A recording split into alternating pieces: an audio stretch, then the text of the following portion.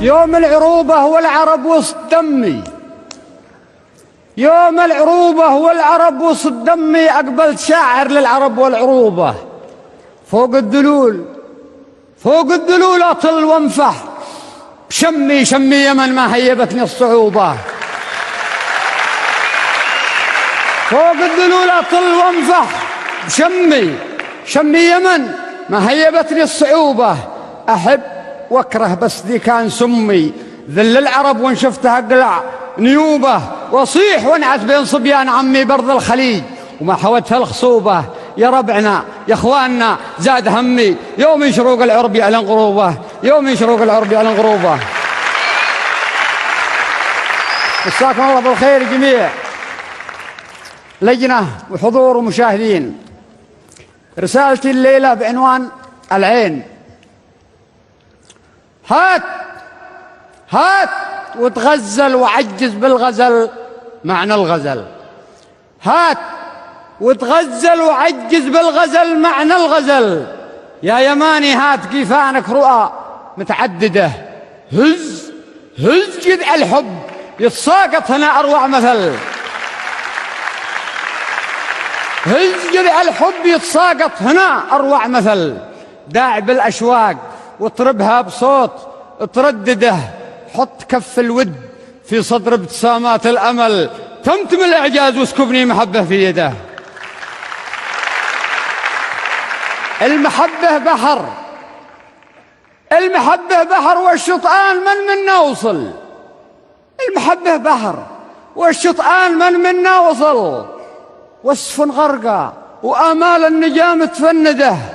يا زماني لا سايرتني أوريت حل، يا زماني لا سايرتني أوريت حل، غير حل اني اغذى الفكر ليس قيده.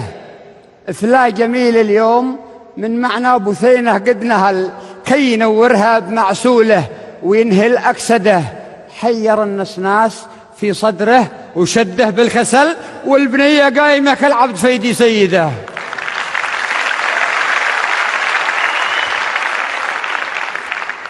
كم تمنيت الفتى يبري شعوره في جمل، كم تمنيت الفتى يبري شعوره في جمل، يطلق انصافه براءه في ربوعه وانجده. حير النسناس في صدره روحت الافكار، كم تمنيت الفتى، كم تمنيت الفتى يبري شعوره في جمل، يطلق انصافه براءه في ربوعه وانجده. روحت الافكار في اللا شيء ترفل في الحلل، والمعاني الزين في بحر المظالم مبرده. قد حبسنا الحل، قد حبسنا الحل واطلقنا المحرم والجهل، قد حبسنا الحل واطلقنا المحرم والجهل، وابتغينا اللاش بالغالي ودون بمنجده. يا قوارير العرب يا قوارير العرب بالزين، يا قوارير العرب بالزين سوقي والحيل، شمري للكيف لا للكم كوني مصيده. احبك البسمة، احبك البسمة على روض الخزامة والنفل، وغمريها سعد يتزرجم بنغمة جيدة. احبك البسمة، احبك البسمة على روض الخزامة والنفل، وغمريها سعد يتزرجم بنغمة جيدة. نفنف الإبداع للسامي ونيخي للجمل، عقلي بعضه وبعضه هيجيه يغرده. جمعي الاشتات في ذاته وحلي في المقل، روحي همه وشبي في ظلامه موقده، روحي همه وشبي في ظلامه موقده. فانت المهجة وانت النايفة دايم، فهل انت المهجة وانت النايفة دايم، فهل تجهل الانجاز والاعجاز لا يا مسعده. والله النشله وهو الشدوم يا بنت الفحل، وانه الراجع اذا ما راح ماشي يبعده. والوفاء لا قام، الوفا لا قام العز فينا واكتمل، والغدر لا لاح برقه صب فينا مذوده. قلتها والشعر ترجمني الخلي في قبل، بعضها للخد والباقي العينة تسعده، ورقم يقبل عيد للذروة وغرد فوق تل في اتحاد السبع، لا يخشى فحول وأوبده، ختمها سميتها بالعين ما فيها حول، تبصر أهدافي وتنظمها شعور عمده، تبصر أهدافي وتنظمها شعور عمده. والسلام.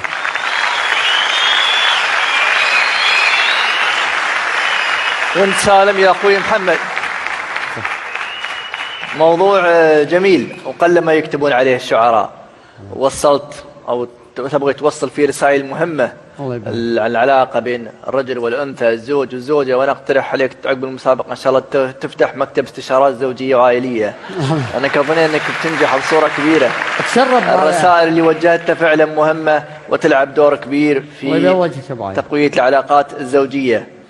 القصيدة تحمل مزيج من البساطة والعمق والمباشرة والصور الشعرية بصورة متوازنة، وأعتقد أن هذا يعطي القصيدة نكهة خاصة مميزة. الأبيات الجميلة في هذه القصيدة كثيرة لملفتة للنظر، احبك البسمة على روض الخزامة مثلا هذا، والبيت يقول فيه جمعي الأشتات في ذاته وحلي في المقال. كثير من الصور الشعرية.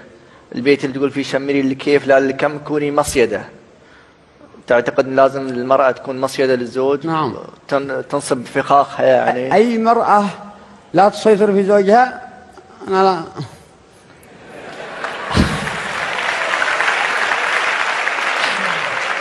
مصيدة يعني المسألة. نعم. لازم فيها فخ. أنا مع القول الذي أريده، أو أريد أن يكون الزوج دائما خاتم. بعد خاتم اسمك بتكون محبوب الجنس اللطيف، لأنها إذا تفلت رأيك هذا؟ إذا تفلت من العقول بيشمت. عموما القصيدة يا أخوي محمد جميلة. أنا أحييك وأتمنى لك كل التوفيق. الله يغليك أبو محمد، قواك الله. الله يقويك. صح لسانك يا محمد. هذا حديث خاص للنساء، وأنت خصصت هذه القصيدة والأبيات كلها وتأشر على الحريم والعنصر الرجالي والتصفيق من الجهة اليسرى. محمد، القصيدة جميلة جدا فعلا وذكية بنفس الوقت. الله يغليك. يعني أبعدت عن الربيع العربي وعن الهموم هذه كلها، وجيت في موضوع استطعت أن تدغدغ مشاعر بنت أو حواء، وكأنك نصير المرأة في هذا النص وضد الرجل. يعني تبيها تعقل الرجال وتحط خاتم في يدها، وأعتقد أنه قد نخالفك أنا وكثير من الرجال يمكن. هذا رأي وأنا أحترم رأيك يعني.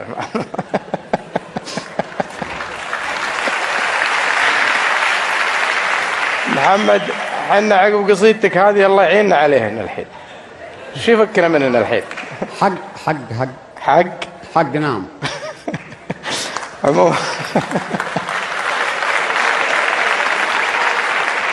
محمد، خصوصية اللهجة اليمنية في القصيدة واضحة.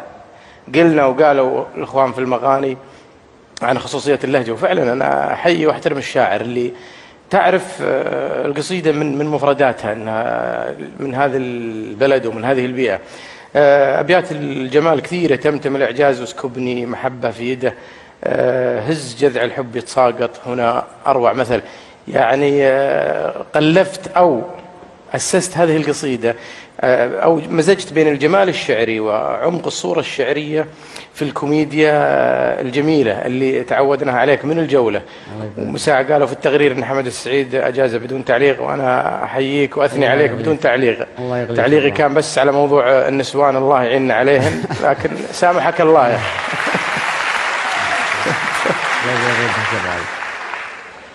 محمد. نعم. أكيد أنت متزوج. نعم.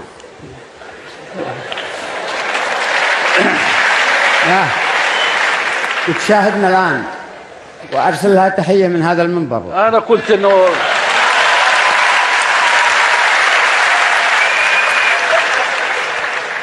برضو أنا يعني قلت أنه لابد هذه القصيدة تكون ولا أنسى يعني أمي وجميع كل وفية مع زوجها وابنها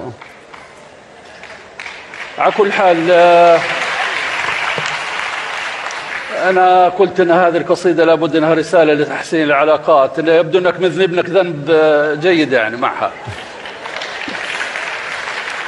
على كل حال، من الناحية الفنية يا محمد، فعلا الذهاب إلى هذا الموضوع يدل على أنه الشاعر أفقه واسع جدا، حتى استطاع أن يلتقط هذا الموضوع الذي يعني قلما أو يعني أنا ما مر علي حد كتب فيه بهذه الطريقة الجميلة. ومن جمال هذه القصيدة كذلك أنها لم تخص فئة أو جنس عن جنس في الخطاب. أولا خاطب الرجل ثم خاطب المرأة، فعلى كل واحد منهما دور يجب أن يقوم به. وإذا أنا لم أخطئ القراءة في ما قبل الأخير، خص الشاعر نفسه ببيت لما قلتها والشاعر ترجمني لخلي في قبل. هذا نوع من الرشوة طبعا للمدام شو اسمه هذا، والتطبيق على نفسه، يعني الشاعر يطبق على نفسه قبل أن يطبق على الآخرين. الإخوان أسهبوا في تعداد الأبيات الجميلة واللطيفة، يعني في مثلا احبك البسمة على روض الخزامة والنفل. هذا بيت يعني فعلا موطن هذه القصيدة، هذا الجمال وهذه الرقة الموجودة في هذه الكلمات والعبارات المتوالية، في كثير جدا من هذا النوع في القصيدة. الشيء الآخر اللي أنا أعجبني في هذه القصيدة توظيف الشاعر لبعض المأثورات، سواء كانت دينية أو مأثورات من مأثور الأمة وتراثها، اللي هو مثلا هز جذع الحب يتساقط. هذه معروفة من الآية القرآنية الكريمة. مثلا لما قال فلا جميل اليوم من معنى بثينا قد دهل، يعني ذهبنا إلى مجال الشعر والشعراء المحبين الذين كانوا يبالغون في الحب ولا مجال لهم اليوم أو لا وجود لهم اليوم. وكذلك روحت الأفكار في الشيء ترفل في الحلل. هذا يذكرنا بقصيدة امرئ القيس علقت قلبي طفلة عربية، المهم اللي فيه ترفل بالديباج والحل والحلل. اللي هي قوارير العرب كذلك، هذه استعارة من الحديث النبوي الشريف. كل هذه التوظيفات كانت فعلا جميلة ومسبوكة في القصيدة سبكا رائعا جميلا وفي محلها، ولها غير معناها اللغوي، لها دلالات في تلطيف الأجواء وفي تقريب الفكرة من الشاعر إلى المقصودين. هذا نص جميل عبقري في نظري وأشكرك عليه. إنا نستودعك اليمن وأهلها وشعبها وشيبانها وشبابها ونساءها وأطفالها ومساجدها وترابها. نستودعك الراكعين الساجدين، نستودعك الأصفياء والأنقياء والأتقياء يا رب العالمين. اللهم أمن أهل اليمن بأمانك.